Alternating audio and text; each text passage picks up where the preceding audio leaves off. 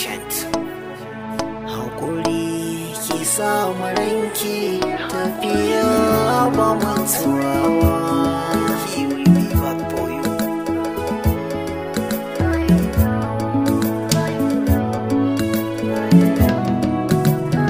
Just wait, ban san ranar da zan dawo ba, zan tafi ba da zuciya ta so ba. Tabbas tafiyar ka za ta yi nisa, sai jina nake kamar in fasa. Zani dawo in kin tabbatar da za ki jira ni, kullum sai ki ɗau waya ki kira ni. Ba zan ke in amsa ba, ba zan ki yin murna ba. Ki rike mini alkawari, za ki jira ni da je in dawo. Stop crying, be patient. Yes, I already know. La la la la la la. Take his promise, he will be back for you. Nobody comes and give it up. Inda ki ne dabili ma ilai da ke.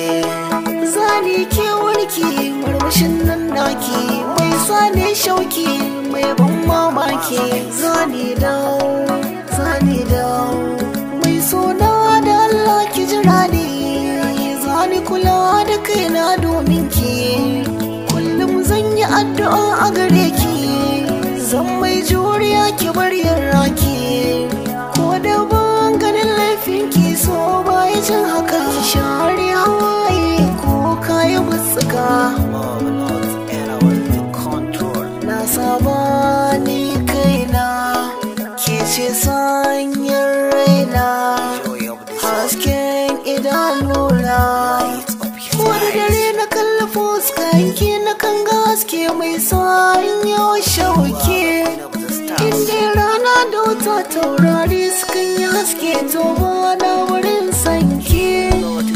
Kin zama jinin jikina, na baki zuciyata ta zama ta kirke. Tafiyar nan da zani domin ke zani, don yin samu mana gumfake. Ke da ke riken alkawari na, ki tabbata za ki jira ni na wuce sai na dawo. Just wait, take his promise. Zani dawo.